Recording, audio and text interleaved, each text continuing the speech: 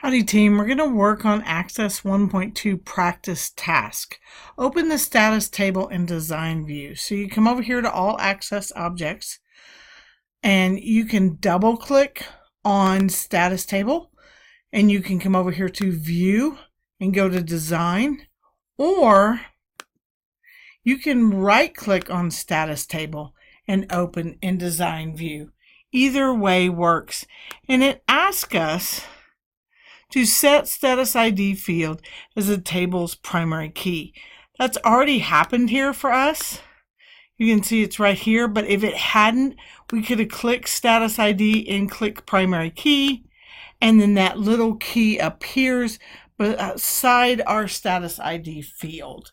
Okay, and if this wasn't clicked, if design wasn't clicked, I could click here and then go to design tools and then see primary key. So again, no primary key. Now there's a primary key. And basically it means that status ID will give an auto number to each item in our field of statuses, and they'll be unique. Just like your social security number is a unique identifier to you. There are no doubles. And so that's how that works. Let's go on to the next one. It did ask us to save our changes. So I'm going to go up to the tab. I'm going to right click. I'm going to hit save. And let's see what else it has in store for us. All right. Open the relationship window and display. So we're right here at open the relationship window. And display the task and status tables.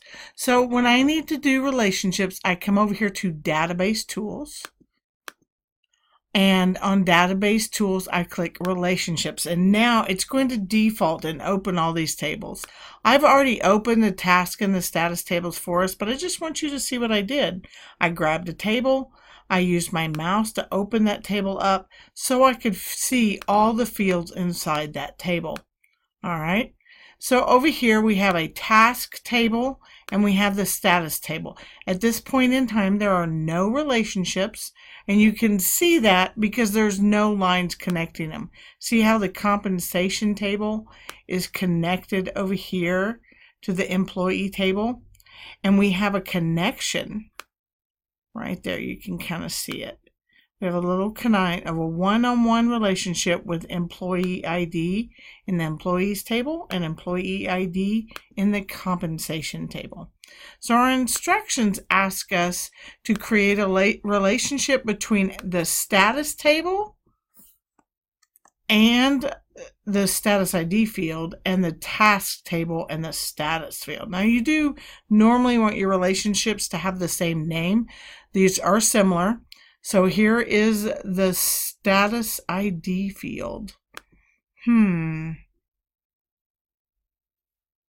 Let's look at that again.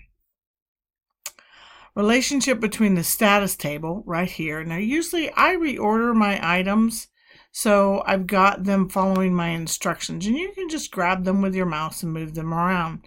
So here's our status ID, and we want to show a relationship with the task table with the status field right here. So we click status ID, we click hold and drag with our mouse, and do you see that little small plus? Then we let go and it brings up a relationship window. We have status ID and status for our relationship. Once we hit click, it will make that relationship for us. And that was our task.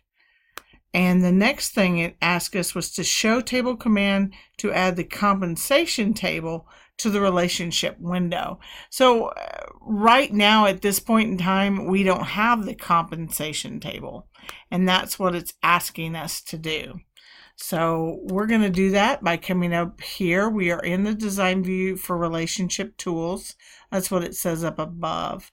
And I'm going to come over here to show table to find the compensation table, which is right here. I double click or click and add, and there is your compensation table. Let's see what else that should be all we have to do with the show table. Let's see what else it would like us to do. Edit the relationship between the compensation table and the employees table. Oh, there's the compensation table. We didn't need to add it. It's already here. Edit the relationship between compensation table and employees table to enforce referential integrity. All right, so I can double click and that will pop up my relationship between these two. And so I can come here and go to the table and find the compensation.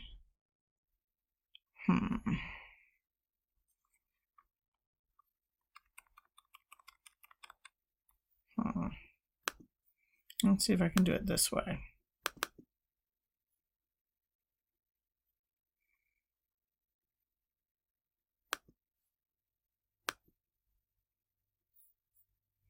Edit relationship.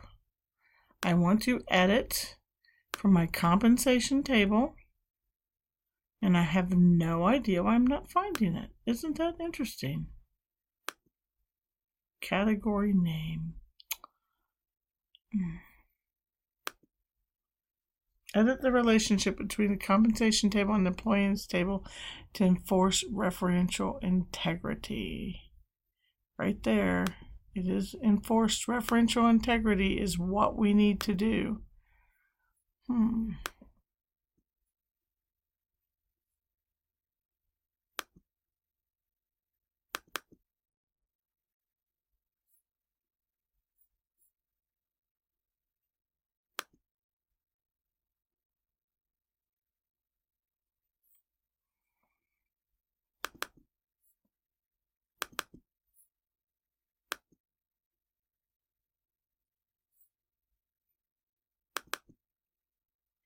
There we go. Wow, that was challenging. Okay, so we've got the employees table and the compensation table. And we need to, I had to double click that relationship. It wasn't wanting to show, and now it's showing.